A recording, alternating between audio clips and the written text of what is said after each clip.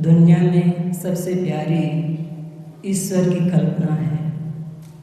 इससे ज़्यादा, इससे ठीक कल्पना हो ही नहीं सकती। दुनिया में जितनी भी कल्पनाएं हैं, ईश्वर की कल्पना सबसे मधुर है, सबसे मीठी है। और ईश्वर की कल्पना हम क्यों करते हैं? पहली बात तो कि हम कल्पना इसलिए करते हैं कि कोई ईश्वर है जो कहीं और बैठा है, सातवें आसमान पर बैठा है। अगर वह हमें मिल जाए, उसका दर्शन हो जाए, तो हमारा दुख, हमारी जो पीड़ा है वह मिट जाए। इसलिए हम ईश्वर की कल्पना करते हैं। ईश्वर की जैसी हम कल्पना करते हैं, बंधुओं, वैसा ईश्वर है ही नहीं। ईश्वर है, लेकिन हमारी कल्पना के विपरीत है। अभी हमारी जैसी कल्पना है ईश्वर के विषय में, परमात्मा के विषय में, उससे उलट ईश्वर है, उसकी सत्ता है। लेकिन भावुक लोगों को या कहें संसार के लोगों को लगता है कि कोई ईश्वर है जो इस सृष्टि को चलाता है। और सहज बात है कि इतने विशाल ब्रह्मांड को, पृथ्वी को देखकर लोगों के मन में सहज ही यह भाव, यह कल्पना उठती है कि कोई ईश्वर है जो रचता है, सभी को जन्म देता है, इस ब्रह्मांड को बनाया, इस सृष्टि को रचा। और हम कल्पना इसलिए करते हैं क्योंकि हम जड़ और चेतन के भेद को समझ ही नहीं पाते। हमें यह पता ही नहीं कि जड़ और चेतन ये दो सत्ताएं हैं। जड़ जो न अपने को जानती है और न दूसरे को। जैसे यह माइक न अपने को जानता है, ना दूसरे को जान सकता है। शरीर भी अपने को नहीं जानता है। शरीर के अंदर जो मौजूद है, उसके नाते हम दूसरे को जानते हैं, अपने को जानते हैं। शरीर में जो मौजूद है वह जीवात्मा, वह परमात्मा चेतन है, वह जड़ से सर्वथा अलग है। उसके रहते ही हम सभी को जानते हैं, अपने को जानते हैं, दूसरे को जानते हैं। लेकिन अधिकतर लोग इस भेद को नहीं जानते। जड़ की सत्ता को, चेतनात्मक सत्ता को जानते ही नहीं, और इसलिए हम ईश्वर की कल्पना करते हैं। क्योंकि जब हम इनकी सत्ता को, इनके जो भाग हैं समझ जाएंगे, तो हमारी ईश्वर के प्रति जो कल्पना है, जो धारणा है, वह समाप्त हो जाएगी। तो ईश्वर की जो कल्पना है वह सबसे प्यारी है। ईश्वर हम सब के बीच मौजूद है, या कहें हमारे अंदर मौजूद है, बशर्ते उसको हमें देखने के लिए वैसी दृष्टि बनानी होगी, वैसी हमारी आंखें होनी चाहिए। अभी हमारी आंखें, हमारी दृष्टि संसार की ओर दौड़ रही है, संसार के पदार्थों में सुख खोज रही है, बाहर कहीं ईश्वर को ढूंढ रही है। और जब तक हमारी आंखें बाहर से मुड़कर अंतर्मुख नहीं होगी, अंतर नहीं झांकेगी, आत्मचिंतन नहीं करेगी, अंदर नहीं देखेगी, तब तक हम परमात्मा की अनुभूति नहीं कर पाएंगे। परमात्मा का दर्शन होता ही नहीं है। बहुत से कथाकार लोग, ज्ञानी लोग कहते हैं कि परमात्मा का दर्शन होता है। तुम अमुक कर्मकांड करो, अमुक उपासना करो, तो तुम्हें परमात्मा का दर्शन होगा, वह तुम्हें दर्शन देगा। और दूसरी तरफ वे ही लोग कहते हैं कि वह परमात्मा सच्चिदानंद है, अविनाशी है। जो चीज़ अविनाशी है, सच्चिदानंद है, उसको हम जड़ आंखों से कैसे देख पाएंगे? अगर हम उसे देखना चाहते हैं तो हमारी आंखें भी अविनाशी होनी चाहिए, क्योंकि वह आत्मा, वह परमात्मा तो अविनाशी है, सच्चिदानंद है। और हम जड़ आंखों से कैसे देख पाएंगे? जब व्यक्ति इस दुनिया से जाता है, हम उसके पास खड़े हों, क्या हम देख पाते हैं कि उसकी आत्मा निकल रही है? नहीं देख पाते, देख सकते ही नहीं। क्यों? क्योंकि जिसको हम देखना चाहते हैं वह हमसे भिन्न है, वह चेतनात्मक है, और हमारी आंखें जड़ है, वह हमसे सर्वथा भिन्न है, अलग है। तो हम परमात्मा को देख नहीं सकते, उसकी हम अनुभूति कर सकते हैं। और अनुभूति तब होती है जब मन निर्ग्रंथ हो, मन विकारों से रहित हो, मन वासनाओं से रहित हो। जब मन निर्ग्रंथ हो जाता है, मन पवित्र हो जाता है, निर्मल हो जाता है, तभी हम गहरी शांति की अनुभूति करते हैं। और गहरी शांति ही मोक्ष की दशा है, समाधि की दशा है, अपने आप की दशा है। पूज्यवर गुरुदेव जी के प्रवचनों को सुने, घूम फिर कर बातें आती है कि जब मन निर्ग्रंथ हो गया, मन शांत हो गया, अपने आप में ठहर गया, अंदर में गहरी शांति है, शीतलता है, यही तो परमात्मा की दशा है, यही तो मोक्ष की दशा है। इससे अलग हम मोक्ष परमात्मा को कहाँ पाएंगे? तो परमात्मा हमारे अंदर मौजूद है, बशर्ते हम उसको देख लें। और हम तभी देख पाएंगे जब हम विवेक करना सीख जाएं, जब हमारा मन बाहर से मुड़कर आत्मचिंतन करने लग जाए, खुद को देखने लग जाए कि जिस ईश्वर को, जिस परमात्मा को या जिस सुख शांति को, आनंद को आज तक मैं बाहर खोजता रहा, वह तो मेरे अंदर है। जब हम आत्मचिंतन करते हैं, खुद से प्रश्न करते हैं, तभी हमें सवालों का जवाब मिलता है, तभी हमारे प्रश्नों का उत्तर मिलता है। लेकिन संसार के अधिकतर लोग यह प्रश्न ही नहीं करते कि मैं कौन हूँ। संसार के लोग संसार की जितनी भी चीज़ें हैं उनको जान जाएंगे, उनके बारे में जानने के लिए उत्सुक रहेंगे, लालायित रहेंगे, लेकिन कभी खुद से प्रश्न नहीं करेंगे कि मैं संसार में क्यों आया, मेरा संसार से संबंध क्या है, मैं कौन हूँ। यह प्रश्न ही नहीं करते। और बंधुओं, जब तक हम प्रश्न नहीं करेंगे खुद से, हम शांति तक या कहें परमात्मा तक पहुंच ही नहीं पाएंगे। हम परमात्मा के सच्चे स्वरूप को जान ही नहीं पाएंगे। हमारे अंदर जो मौजूद है वही परमात्मा है। महाभारत में कथा आती है, देवल नाम के एक ऋषि हैं, उनकी एक पुत्री है सुवर्चला। वह विवाह के योग हो गई, देवल को शादी की चिंता हुई, तो सुवर्चला ने कहा, पिताश्री आप चिंता न करें, आप राजकुमारों को बुलाएं, मैं स्वयं उनमें से अपना पति चुन लूँगी। समय से देवल के यहाँ राजकुमारों का आगमन होता है, तो सुवर्चला ने अपनी शर्त रखी कि मेरा पति वही हो सकता है कि जो मेरे प्रश्नों का उत्तर दे सके। मेरा प्रश्न है कि वह कौन है जो देखता है और साथ साथ अंधा है। सभी राजकुमार एक दूसरे को देखे और मन में समझे कि यह लड़की पागल है, क्योंकि एक ही व्यक्ति देखने वाला और अंधा कैसे हो सकता है। तो वे समझे कि यह लड़की पागल है और वे बिना कुछ कहे वापस चले गए। कुछ दिन बीता, फिर देवल के यहाँ उद्दालक के पुत्र श्वेत केतु पहुँचे और उन्होंने सुवर्चला के प्रश्नों का उत्तर दिया और कहा कि जिसके नाते मैं इस संसार को देखता हूँ वह मैं हूँ। मेरे रहते यह शरीर चलायमान है, सुंदर दिखता है, मैं ही सबको देखता हूँ। तो मेरे इस घट में जो मौजूद है जीवात्मा वही ब्रह्म है, वही मैं हूँ, इसलिए मैं देखने वाला हूँ। और जब यह शरीर नहीं रह जाता, ये इंद्रियाँ नहीं रह जाती, तब मैं अपने आप में रहता हूँ। उस समय मैं किसी को नहीं जान पाता, इसलिए मैं अंधा हूँ। सुवर्चला को अपने प्रश्नों का उत्तर मिल गया और उन्होंने उनसे विवाह कर लिया। तो जो इस घट में मौजूद है वही परमात्मा है। ऐसी ही कथा जनक के दरबार में याज्ञवल्क्य जी से भी हुई। जब याज्ञवल्क्य जी जनक के दरबार में पहुँचे, वहाँ पहले से ही बहुत से ऋषि मुनि विद्वान इकट्ठे थे, ब्रह्म ज्ञान पर चर्चा हो रही थी और राजा जनक ने यह घोषणा करवा दी थी कि जो मेरे प्रश्नों को उत्तर दे, जो मुझे ब्रह्म ज्ञान दे, मेरी इन 1000 गायों को ले जाए। तो याज्ञवल्क्य जी पहुँचते हैं और बिना कुछ कहे, बिना शास्त्रार्थ के ही अपने शिष्यों को आज्ञा देते हैं कि इन गायों को ले चलो। स्वाभाविक सी बात है, सभी विद्वान, सभी ऋषि मुनि नाराज हो गए, भड़क गए और याज्ञवल्क्य जी से बोले कि क्या तुम ही बड़े ज्ञानी हो, ब्रह्मवेत्ता हो, जो बिना उत्तर दिए इन गायों को ले जाने को कह रहे हो।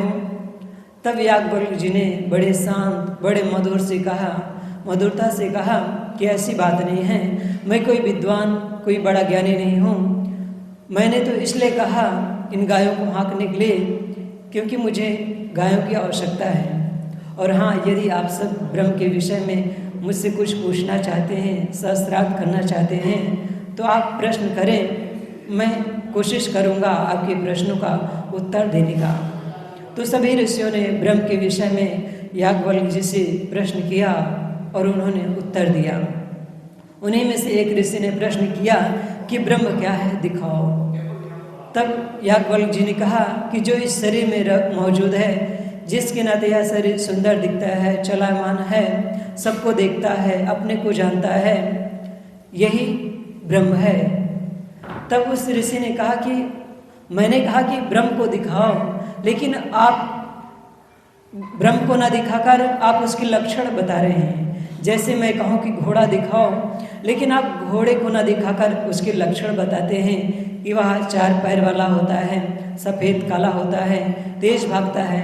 तो मैंने प्रश्न किया कि ब्रह्म को दिखाओ, लेकिन आप ब्रह्म को ना दिखाकर उसके लक्षण बताते हैं, तो ब्रह्म को दिखाओ। तो याज्ञवल्क्य जी ने कहा कि जो सबको देखता है, सबको जानता है, उसको भला कैसे दिखाऊं? आपका प्रश्न तो ऐसे हो गया जैसे कोई कहे कि मैं अपनी दोनों आँखों को निकालकर उन्हें देखना चाहता हूँ, तो यह कैसे संभव है? तो जो आत्मा, जो परमात्मा सबको जानता है, खुद को जानता है, उसको हम कैसे देख पाएंगे? हम जड़ आँखों से नहीं देख पाएंगे। उसको हम अनुभव कर सकते हैं, उसकी हम अनुभूति कर सकते हैं। और अनुभूति कहाँ होगी? खुद में, स्वयं में। जब मन निर्ग्रंथ हो गया, वासनाओं से रहित हो गया, तभी हम अपने आप को जान पाएंगे। तो जीवन जब निर्मल हो जाता है, पवित्र हो जाता है, तभी हमारे अंदर शांति का उद्घाटन होता है, हमारे जीवन में शांति आती है।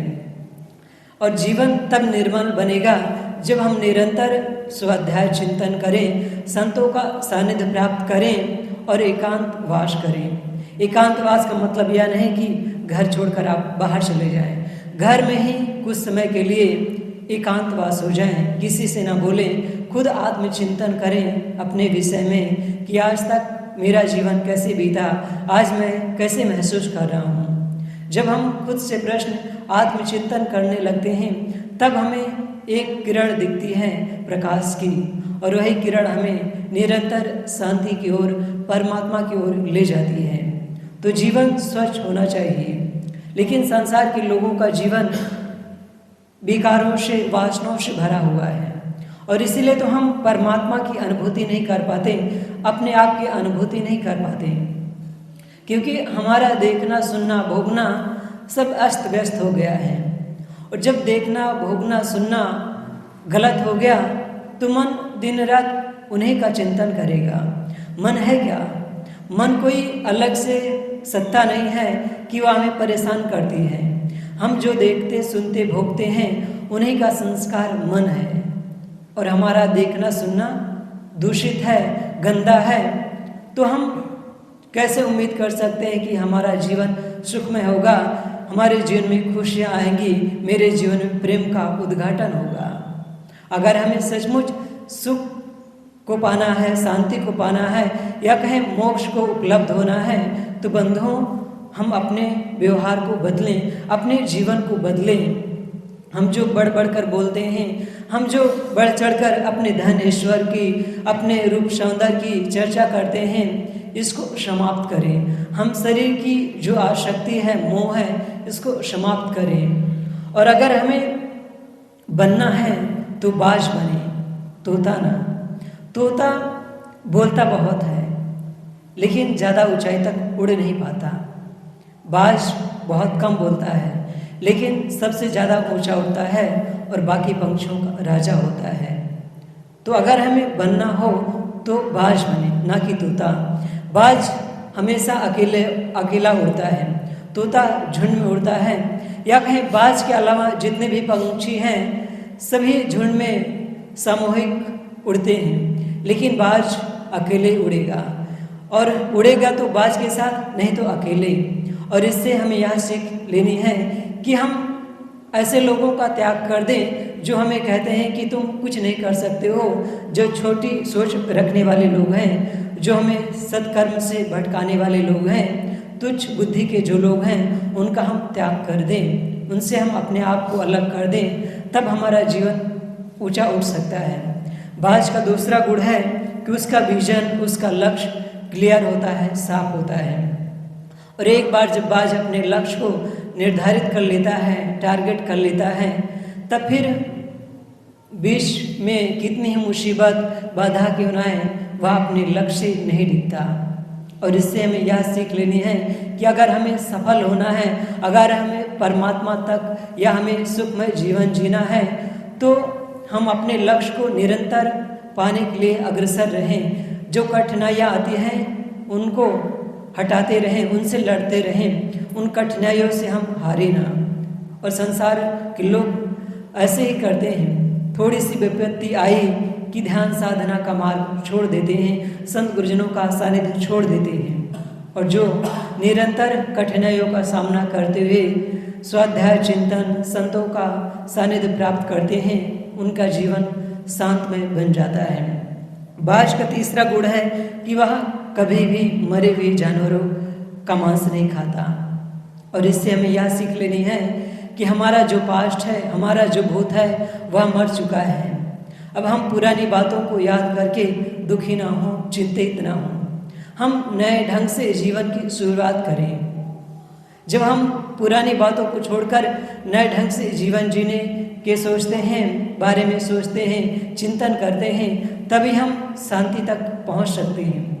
लेकिन संसार के अधिकतर लोग पुरानी बातों को याद करके ही दुखी रहते हैं, संतापित होते रहते हैं, और इसलिए जीवन में दुख बना रहता है, क्योंकि पुरानी बातों को याद करते रहते हैं। वर्षों पहले किसी ने अपमान कर दिया था, उसी को याद करके दुखी होते रहते हैं, बदला लेने की भावना बनाए रखते हैं। तब हमारा जीवन कैसे सार्थक होगा, हम कैसे शांति की अनुभूति कर पाएंगे। अगर हमें सचमुच शांति को उपलब्ध होना है, परमात्मा को पाना है, तो हमारी जो पुरानी बातें हैं, पास्ट की जो बातें हैं, उसको वहीं दफना दें, उसकी वही सही जगह है, और नए ढंग से जीवन की शुरुआत करें। बाज का चौथा गुण है कि जब आंधी तूफान तेज हवाओं का झोंका आता है, तब बड़ा उत्साहित हो जाता है। वहीं दूसरे पक्षी उन तूफानों में बहुत घबरा जाते हैं और अपने घोंसलों में डालियों पर बैठ जाते हैं। लेकिन बाज इसके विपरीत कार्य करता है, वह उन तेज हवाओं के माध्यम से आकाश की गहराइयों को छूने लगता है, वह उड़ने लगता है। और इससे हमें यह सीख लेनी है कि जीवन में जो कठिनाइयाँ आए, उनसे हम लड़ें, उनसे घबराएं ना। उन कठिनाइयों को जब हम सामना करते हैं, तभी हम महान बन पाते हैं। और हम इतिहास को उठाकर देख लें कि जिन्होंने भी परम सत्ता को या कहें मोक्ष को उपलब्ध हुए या कहें महान हुए, उन्होंने कठिनाइयों को सहा, कठिनाइयों की बाधा को पार किया, तभी वे महान हो पाए। वे फिर चाहे संत ईसा हो, सुकरात हो, दयानंद सरस्वती हो, स्वामी विवेकानंद हो। अगर ये कठिनाइयों से घबरा गए होते तो आज इन्हें हम न याद करते। संत ईसा अपने सत्य से कभी नहीं हटे और अंततः उन्होंने मृत्यु को स्वीकार किया, लेकिन सत्य को उन्होंने नहीं छोड़ा। इसलिए आज हम उन्हें याद करते हैं। अगर वे सत्य से डिग गए होते, हट गए होते, तो उन्हें क्रॉस पर चढ़ाया भी ना जाता और आज हम उन्हें जानते भी ना। लेकिन उन्होंने सत्य को नहीं छोड़ा, अपने प्राणों की आहुति दे दी और इसलिए वे महान हो पाए। आज हम उनकी चर्चा करते हैं। तो मैंने अपनी बात शुरू की थी कि जीवन में जो दुख है, जो पीड़ा है, वह हमारे मन के नाते है। ईश्वर की हम जो कल्पना करते हैं, उसी के नाते हमारा जीवन दुख में बना हुआ है, क्योंकि हम सारा भार ईश्वर पर डाल देते हैं कि हमारे जीवन में जो दुख है, जो पीड़ा है, जो अशांति है, वह कहीं और से है। और जब परमात्मा ईश्वर मिल जाएगा तो ये सारी बाधाएं, ये सारी पीड़ा मिट जाएगी। और जब तक हम ईश्वर को नहीं हटाएंगे अपने जीवन से, हम सुखमय जीवन जी ही नहीं सकते। तो अगर हमें सचमुच शांति को पाना है, परमात्मा तक पहुंचना है, सच्चे परमात्मा तक पहुंचना है, तो हम सबसे पहले खुद को जानें, खुद को मथें, खुद को संवारें, अर्थात अपने मन को संवारें। मन जो दूषित है, जो मन गंदा है, जो दिन रात संसार का चिंतन मनन कर रहा है, पदार्थों में लुभायमान हो रहा है, उसको हटाकर आत्ममुखी करें, अंतर की यात्रा करवाएं। जब अंतर की यात्रा करेगा तब वह शांत हो पाएगा, और जब मन ठहर गया, स्थित हो गया, फिर हम ईश्वर के लिए कहीं बाहर भटकेंगे नहीं, हम शांति के लिए कहीं बाहर भटकेंगे नहीं। तो बंधुओं, हम सबका या कहें प्राणी जगत का मूल उद्देश्य है शांति से जीना। हर प्राणी सुख से जीना चाहता है। एक चोर चोरी करके भी सुख से जीवन जीना चाहता है, एक हत्यारा भी हत्या करके सुखमय जीवन की आशा करता है। मूल में सुख छिपा है। व्यक्ति चाहे जैसे कर्म करे, उसके मूल में शांति सुख छिपा है। तो हम सब का मूल उद्देश्य है सुख से जीवन जीना, परम शांति को उपलब्ध होना। और यह तभी होगा जब हम मन को संवारें, जब हम खुद को जानें। कुछ बातें मैंने आप सबके बीच कही, और ज़्यादा न कहते हुए मैं अपनी बात को समाप्त करता हूँ। बोलिए सद्गुरुदेव की।